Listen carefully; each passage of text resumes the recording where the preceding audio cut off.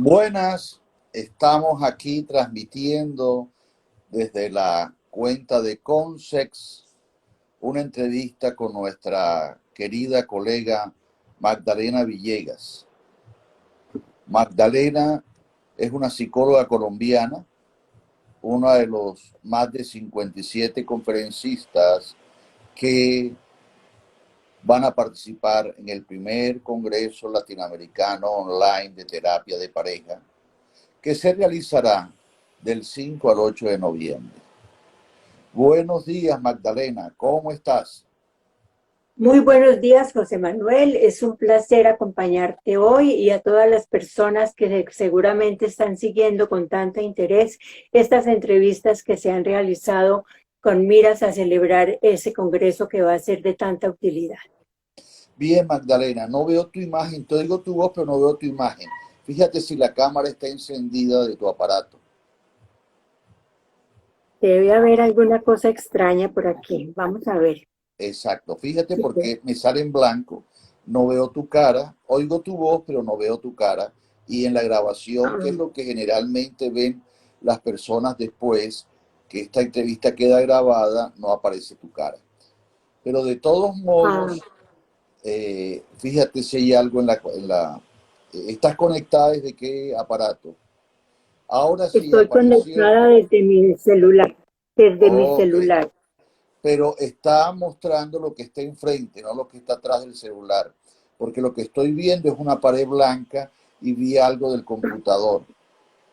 Hay una, Bueno, entonces vamos a sí, mirar si en este sentido a ver, Si en en este tu, sentido me ves mejor. ahora sí te estoy viendo. Ahora sí Perfecto. recibimos los asuntos. La voz. Gracias a Dios, estamos ahora sí en contacto. Ha sido una entrevista sufrida, la tecnología nos ha hecho daño, pero estamos ahora aquí.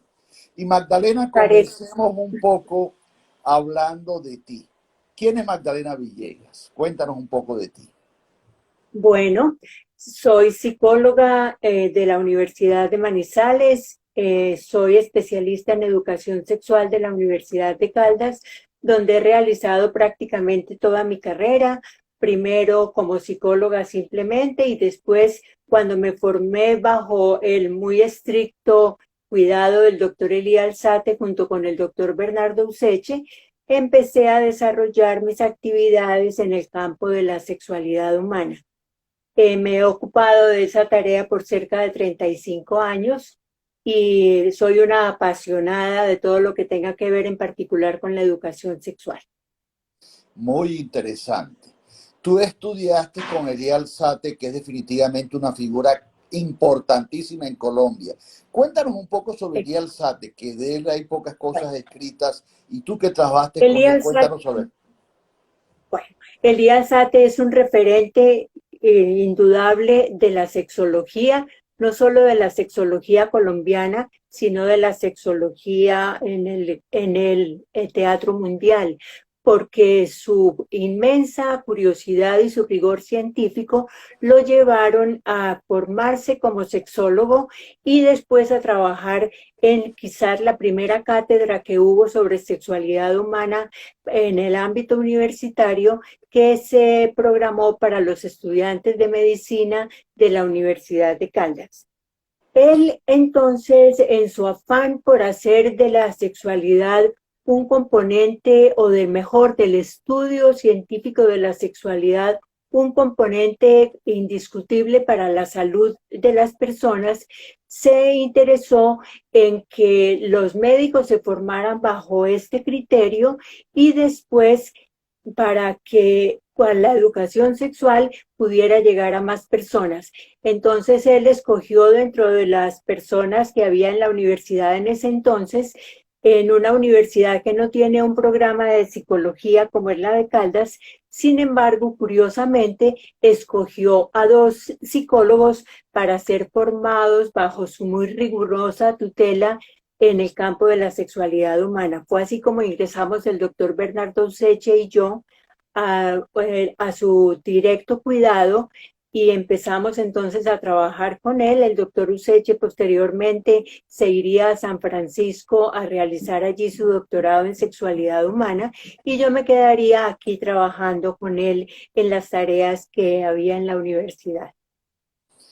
La labor de él dejó historia, ¿no? Hay una especialización en este momento en la universidad como consecuencia. Cuéntanos sobre eso, que muy pocos colombianos Esa es conocemos una, sobre eso. perfecta. La historia de la educación sexual en Colombia tiene un origen que mucha gente ignora, pero que yo creo que es supremamente importante. De sexualidad humana se hablaba poco y con rigor científico mucho menos, y de educación sexual casi nadie hablaba.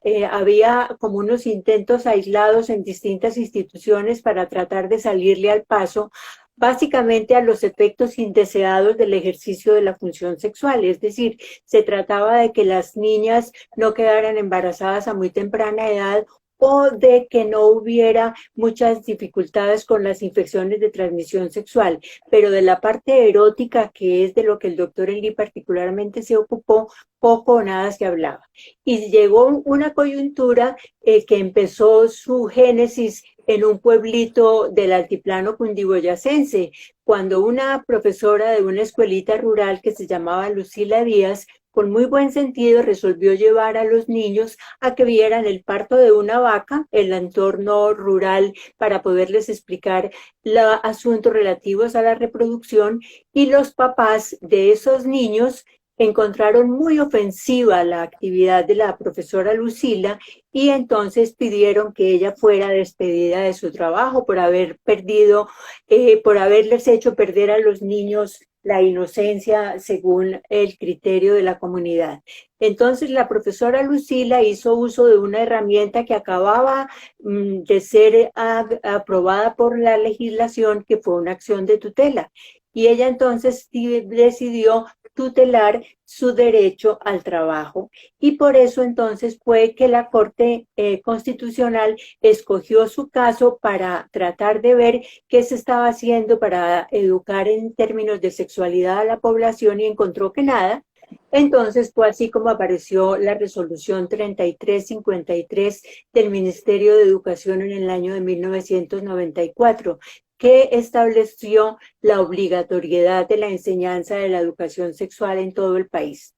Entonces, aquí en Caldas, aprovechando esa coyuntura y considerando que necesitábamos personas que tuvieran un conocimiento científico de la sexualidad humana, pero que a su vez lo pudieran utilizar en el ámbito donde trabajaran, fue así como se creó el primer posgrado en educación sexual que hubo en el país, que fue formado por el doctor Elí y en el que trabajamos como fundadores también el doctor Bernardo Useche y yo.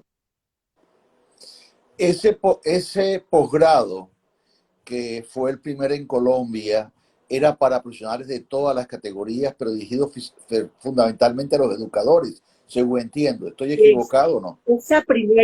Esa primera cohorte estuvo particularmente constituida casi en su totalidad por médicos, que de alguna manera ya venían sensibilizados por haber asistido muchos de ellos a los cursos obligatorios que daba el doctor Elí en la Facultad de Medicina, pero también hubo muchos psicólogos.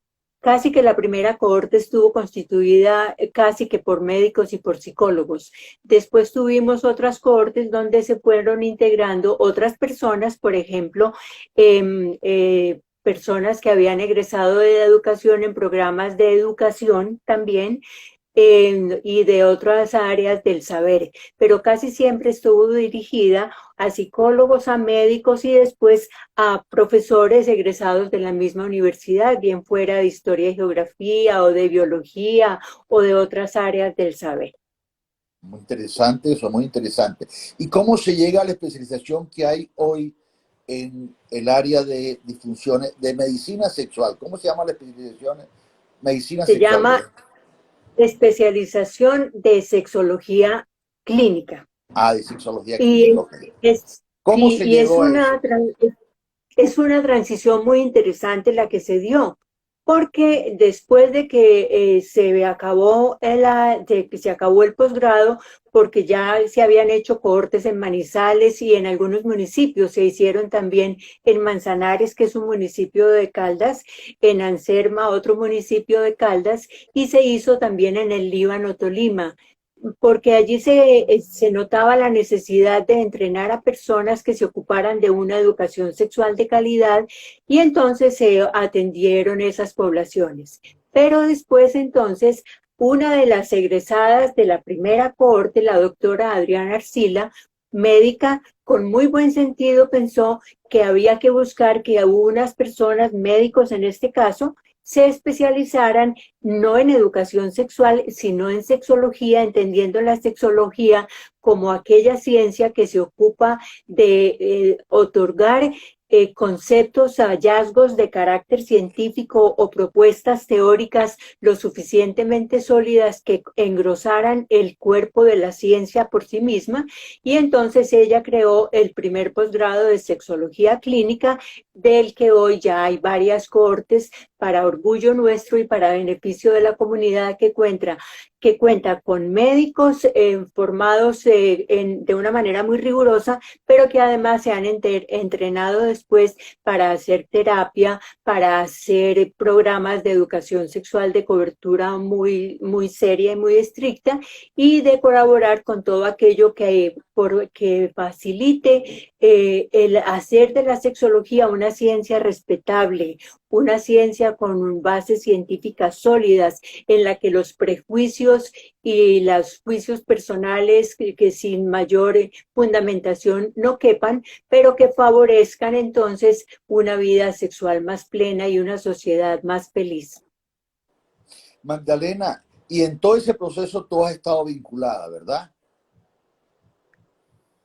Pues sí, yo he tenido la fortuna, el doctor Bernardo y yo hemos tenido la fortuna de estar presentes en muchas de las cohortes y hemos estado entonces, yo en particular he venido dirigiendo hasta hace muy poco las prácticas en educación sexual, porque consideramos que el sexólogo clínico es aquella persona que va a ser como el educador sexual por excelencia, el que tiene el conocimiento del acervo no solamente de lo orgánico, dada su condición de médico, sino que además ha entendido todo lo que tiene que ver con la anatomía, la fisiología, todas las cosas relacionadas con el funcionamiento orgánico, pero además que se asoma desde los aspectos de la terapia para poder dar una atención mucho más integral.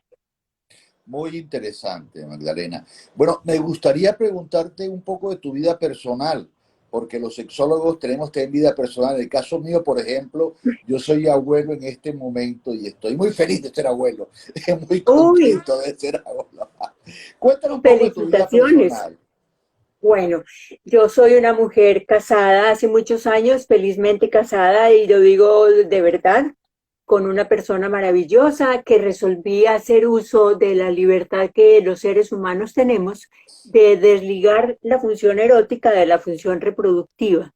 Total que yo nunca quise tener hijos y afortunadamente con una persona que tenía las mismas expectativas que yo. Así que llevamos una relación muy larga, de más de 35 años juntos.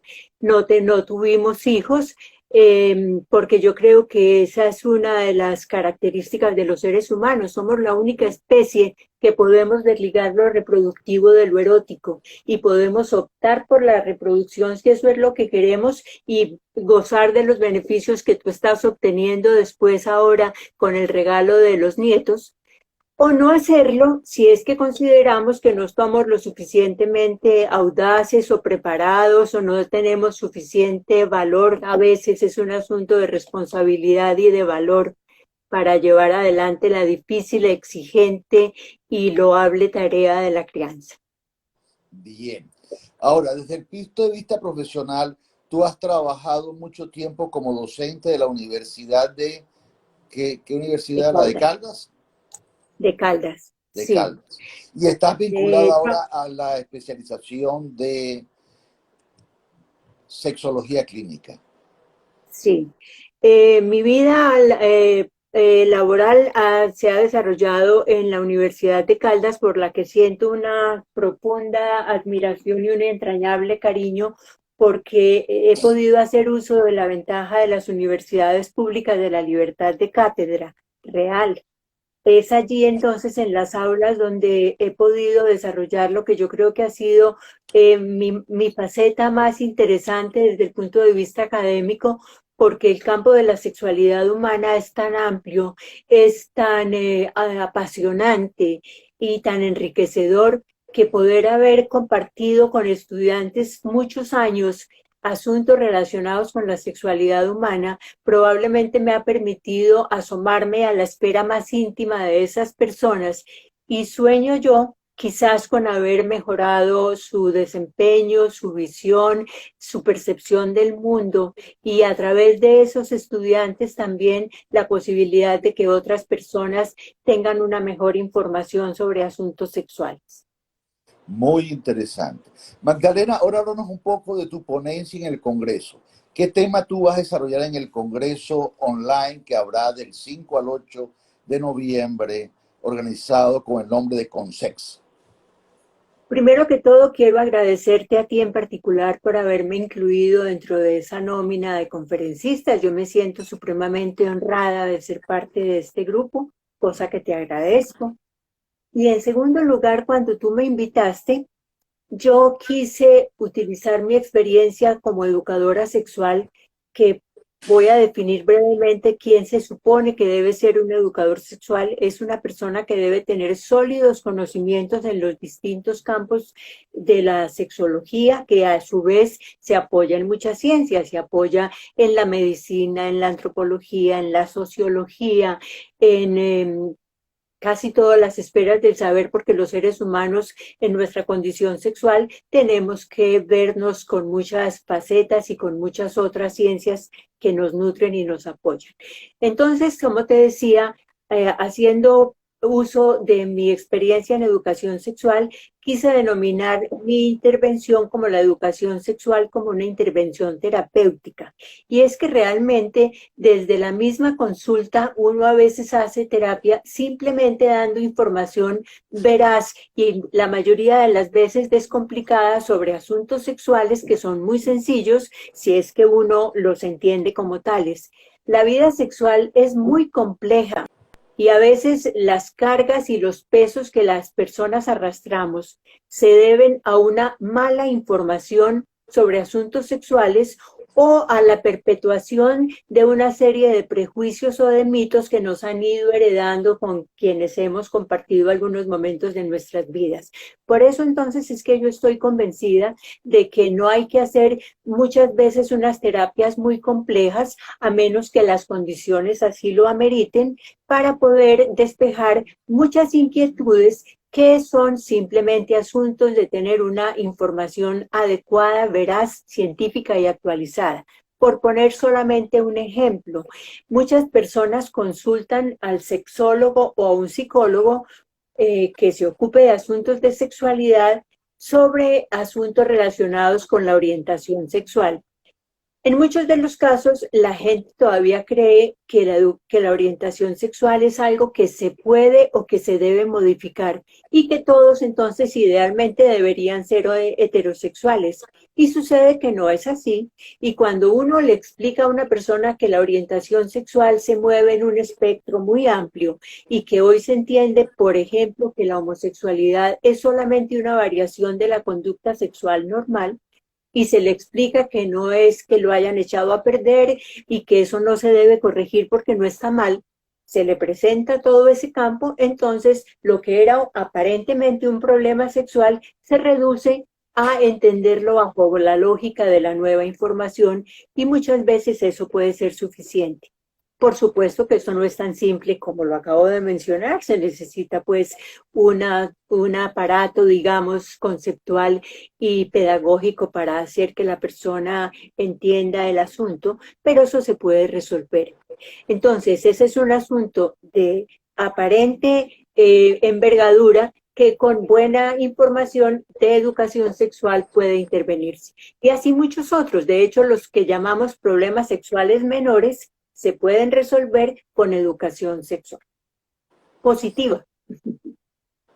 Muy bien, mira, yo creo, Magdalena, que a pesar de todos los problemas tecnológicos que tuvimos y de todas las cosas que impidieron comenzar a tiempo esta entrevista, de todos modos esta entrevista ahora se cuelga en la página web y será vista por otras personas y yo creo que tiene un valor importante. No todos los sexólogos conocen el valor de Elías Alzate y la labor que tú y Bernardo hicieron al lado de él. Y me parece que esta entrevista es muy importante no solo para el Congreso y solo para hablar de la actividad de Magdalena Villegas como una psicóloga que trabaja en el área, como una de las 57 personas que va a participar en el evento de noviembre, sino que también queda como algo importante para la historia de la sexología en Colombia.